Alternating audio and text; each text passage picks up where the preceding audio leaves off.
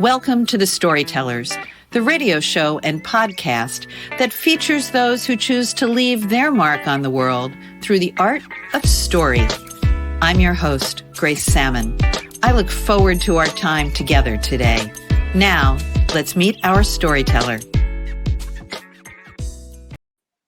Stephanie Larkin is the founder and president of Red Penguin Books and Web Solutions.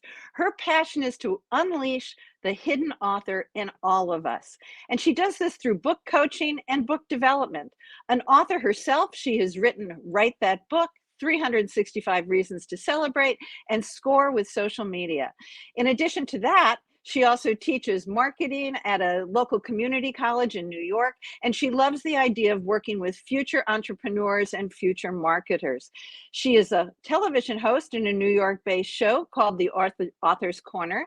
She has 2 podcasts of her own, and as if that was not enough, Stephanie, come this spring, will be hosting yet a 3rd podcast sponsored by Ahmedabad Book Club in India. Stephanie, welcome to the Storytellers microphone. Well, thank you. I'm exhausted hearing that, Grace. Delighted to be here. I would be exhausted too, Stephanie, except you bring so much energy to this work. I was first drawn to your work because you are an entrepreneur, but you are also at your heart a huge collaborator with other authors. So tell me about that aspect of your work. Red Penguin Books, our imprint started as that collaborative model. I was actually working with the National Writers Union on a lot of their website development and marketing, and kind of sat there as a keynote speaker at one of their events saying, I can do more to help them. Let's mesh this a lot more. So it was really the National Writers Union that got me wanting to be a partner with so many writers. And I think I'm just along for the ride. I'm so fortunate that my entire role is literally cheer people on. And I'm a little bit like a fairy godmother because I'm really there when people's dreams become reality. And what a privilege it is. I'm just so thrilled. So let's talk a little bit more about Red Penguin Books. I wore red in honor of you today. Oh, thank you. Yes, I've got some red here to my red chair, the whole bit. Red car, red signature. But this is an important press, and you've been doing this 14 years, if I've got that right? Yeah, no, we've been around for a long time. We were around first as Red Penguin Web Solutions. We actually came in and still are handling website development and maintenance for businesses, organizations, nonprofits, especially in the New York area. But nowadays, things can be anywhere, and it really doesn't matter. When we evolved off and became a press as well, mainly because we were working with so many authors with their digital presence. And I said, you know what? If everyone's like me, I like a print book in my hand also. So let's keep moving forward with that. And we've just kind of exploded. We went from publishing maybe 1 or 2 books a month. Now we publish probably about 2 books a week. And we're going to be expanding into the Asian market in the fall, which I'm so excited about. You talk about changing people's lives one book at a time. That's your motto, and I love that. Why are books so central to your core? Well, the first book in that changing lives one book at a time is always the life of the author, because a person who writes a book, there is nothing like holding it in your hand. You know this, Grace, seeing your name on the bottom. You are definitely a different person when that book is published than you were when it started. And just that whole journey is something that I love walking with an author from the first moment they decide they want to do this until they're holding it in their hands. But the books that we publish also change other lives, whether it's a memoir and it might be localized. We've published books that it's really just for the family, and their lives are changed. One of my prized possessions is my stepfather's memoir. It was our first book published. And because he dictated it and we published it, he's passed, but my children and their children will always know him. So there's that feeling of immortality through a book. And then, of course, some of our books are on the other end of the spectrum, educational. We actually publish textbooks for a number of different educational units. And then there's the stuff in the middle, fiction, children's books, all the fun stuff. But all of them touch lives, and that's huge with me, to touch lives. I love that you've never met a genre you didn't like. I'm not really a huge fan of like slasher. I don't like getting scared. We publish them and I'll read them with the lights on, but that's not really I do frighten way too easily. So, how do you describe Red Penguin as a press? Because the publishing world, just in the 2 years that I've been publishing fiction, because I'm traditionally published and independently published, but the publishing world is exploding. How could you make like a little primer just for our listening audience today on what is your press and how do we even begin to look at presses? Absolutely. You know, it used to be that there was just one avenue, traditional, and traditional meaning you're sending your manuscript to a million places. You're getting the proverbial rejection slips. Yes.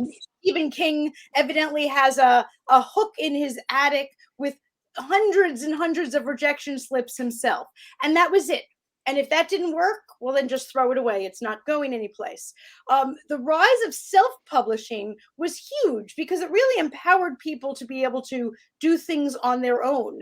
And it's not really just these polar opposites anymore. There's a whole host of options. And even with us at Red Penguin, we have different options for different people because not every book is written for the same purpose. I was describing for you a moment ago a book written for someone's grandchildren. That's a very, very different book. And to me, vitally important to be done. But certainly it's not going to sell thousands and thousands of copies. So the whole mode is completely different than when an experienced author comes to Red Penguin and wants to talk to us about a wonderful new romance series. That's a very different kind of product than an 80-year-old who has handwritten notes. And yes, we do at least once a month get an envelope with hundreds of pages of handwritten paper and photographs, and we're arranging it so that they have a book. Very, very different, but both of them vitally important. Just like we do textbooks for universities, very different again. You know, the sales are going to be there, but certainly not like no one's buying at retail. You know, so that's why I said we run the gamut. We're not just here. We're not just here. We've got feet in all different places, and I like to speak with that prospective author. When they're applying for publication, we have a whole questionnaire just to kind of get to know them, but it ends with, here's my number. Let's hop on a Zoom call. Why are you doing this? I want to understand, because my understanding will be able to tailor how we can work with you and your book the best way possible. And I find the whole world of publishing fascinating. You were very kind. I reached out to you because I had this brilliant idea, oh, about a year and a half ago, that I was going to start my own publishing company because I'm an entrepreneur at heart, as you are an entrepreneur at heart. And I thought it was such a great idea until I talked with you, because the world of publishing, and I'm delighted. Thank you for the time that you gave me then. You put me on a much better track.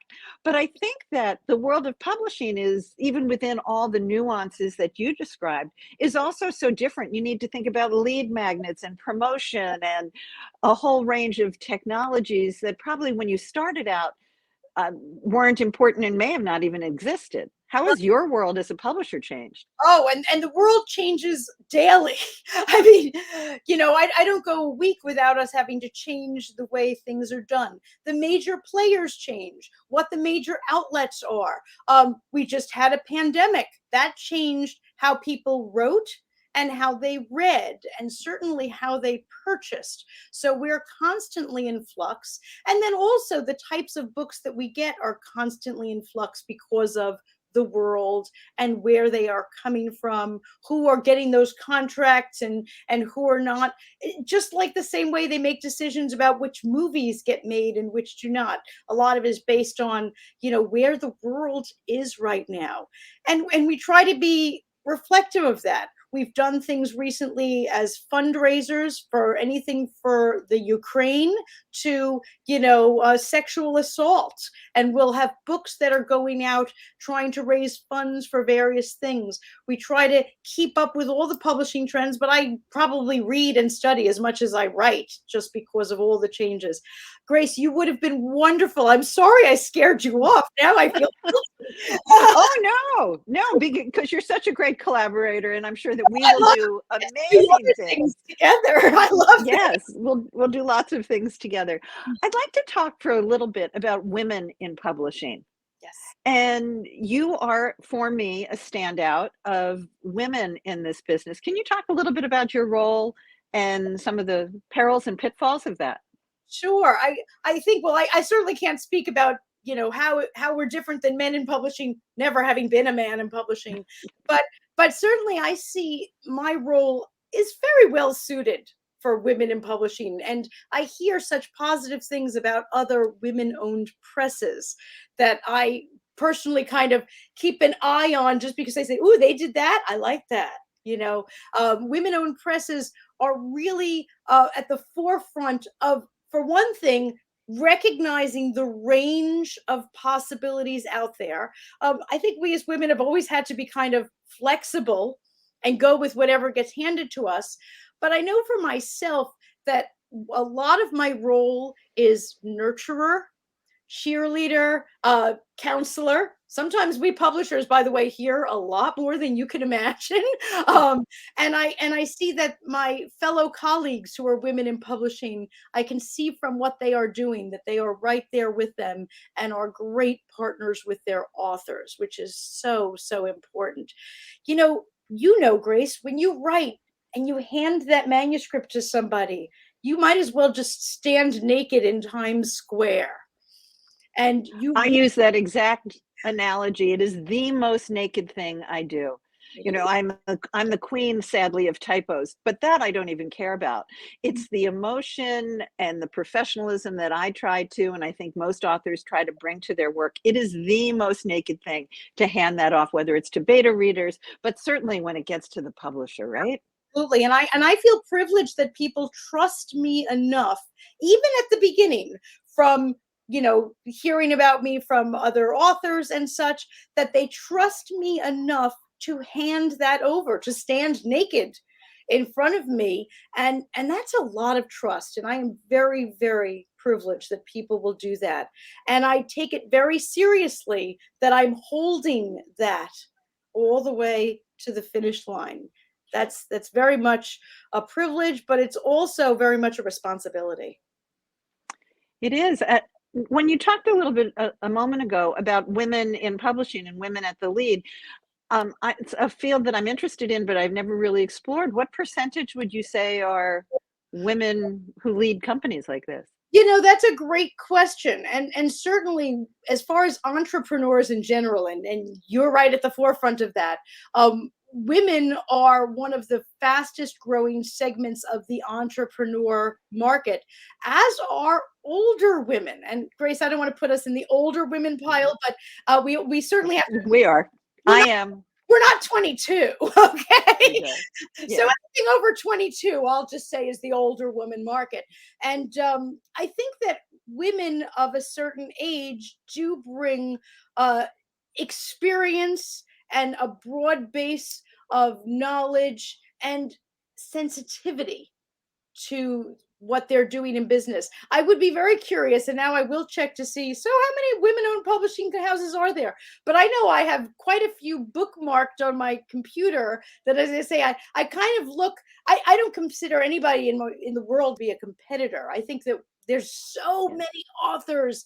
Thank goodness there are so many publishers, because we're busy. Like, there's a lot of people. But I kind of keep tabs on certain other women-owned publishing houses just to say, let me see what they're doing. I love what they're doing. Look, they put up a new lead magnet. I love that. I love their new website. I love their activities. Sure. I just want to be supportive of them and follow in these great footsteps too. And that's one of the things that I found very surprising. This is not a competitive market.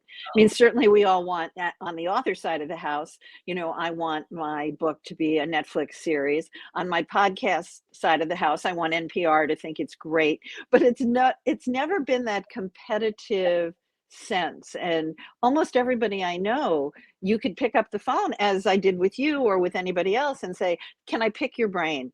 And it's really a delight to be part of this. I've absolutely seen that. One of my favorite sayings is that when the tide comes in, all the boats go up together. And that's the way I see it, is that I'm not in competition with any other publisher or author out there. I just want to be the best that I can be and reach the most people. And if we could do it through collaboration, well, that's even more fun. I love that. How did the Asian market open for you, and how did Ahmed been it's a sponsored podcast, which makes it all the better, but how did the India book club? That's a great question, one that I've been trying to ask them. We have a number of authors in India already. One of our biggest, I hate to call it a lead magnet, but one of our greatest programs for expanding us, especially globally, is our anthology series. Our anthology series has been publishing 2 books a month since the start of pandemic. And we're encouraging writers on a variety of different themes and genres, whether it's horror or poetry or apocalyptic short stories. So we've gotten to meet authors and writers and playwrights from all over the world through the series. So I did have a number of Indian authors when I suddenly got a call from a book club asking me to participate in some things. When you say, Grace, I wish I could figure out what was the thread. And we were getting all these people, and next thing I know, I was doing a number of interviews for them. They said, you want a series? And I was like, I've never once said no to having a series. I just think it's fabulous. And believe it or not, we are out of time on the Storytellers. It goes so quickly. I hope that you'll come back in the spring after you start the new series there and teach us more about both sides of the publishing side of the house. My pleasure. Absolutely. Thank you, Stephanie. Thank you so much for being a host and a guest and such a force in this world. This has been a copyrighted episode of The Storytellers by Grace Sammon and Authors on the Air Global Radio Network. Thanks for being with me, and thank you, Stephanie. You're welcome. That concludes this episode of The Storytellers. I'm so glad you could be part of the story today. I hope you share the stories, tell your own, and come back for another episode, because when our stories are told, everything changes. I'm Grace Sammon.